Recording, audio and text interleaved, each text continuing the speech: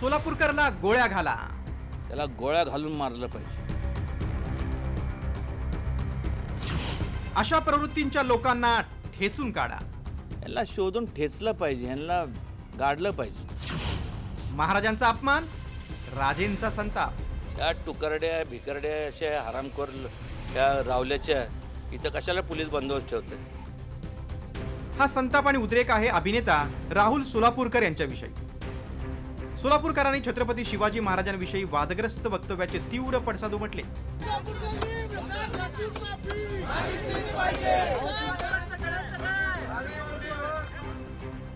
दुसऱ्या दिवशी मात्र हे प्रकरण निवळण्याऐवजी आणखीनच चिघळलं. कारण छत्रपती शिवाजी महाराजांचे वंशज खासदार उदयनराजेंनी राहुल सोलापूरकरांना गोळ्या घालण्याची भाषा केली. आणि जास्तीत जास्त याचा मी कठोर शब्दात निषेध करतो. खरं तर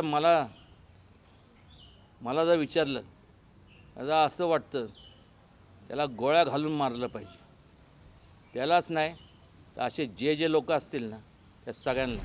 उदयनराजे एवढ्यावरच थांबले नाही तर इतिहास बदलण्याचा प्रयत्न करणाऱ्या अशा प्रवृत्तींना शोधून ठेचून काढायला हवं अशी उद्विग्न भावनाही त्यांनी व्यक्त केली. जे कोण असतील यांना शोधून ठेचलं पाहिजे, यांना गाडलं पाहिजे. कारण की एक लक्षात घ्या, हे संपूर्ण जे आपला जो इतिहास आहे या इतिहास आपण कालांतराने काय होणार आहे जर आपण वेळेस यांना आळा घातला नाही तर इतिहासाला हे वेगळं वळण देण्याचं काम हे चालू करते. त्यांनी सोलापूरकरांवर देशद्रोहाचा गुन्हा दाखल करण्याची मागणी केली. कारवाई तर झालीच पाहिजे, त्यांना तुरुंगातच टाकलं पाहिजे. देशद्रोहाचा त्यांच्यावरती गुन्हा दाखल केला पाहिजे.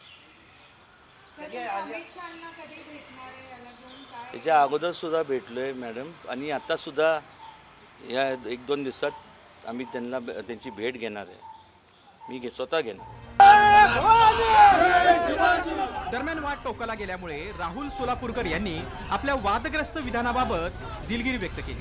मी इतिहास रंजक कसा केला जातो यासाठी काय काय गोष्टी भरल्या जातात हे सांगण्याचा फक्त प्रयत्न करत होतो. पण हे बोलण्याच्या नादात लाच या शब्दामुळे जर शिवभक्त शिवप्रेमी नाराज झाले असतील तर मी मनपूर्वक दिलगिरी व्यक्त करतो.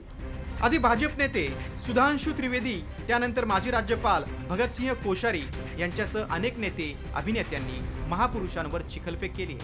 आता उदयनराजेंनी आक्रमक भूमिका घेतल्यामुळे सरकार सोलापूरकरांवर काय कारवाई करणार याकडे लक्ष लागले. ब्युरो रिपोर्ट, साम टीव्ही न्यूज.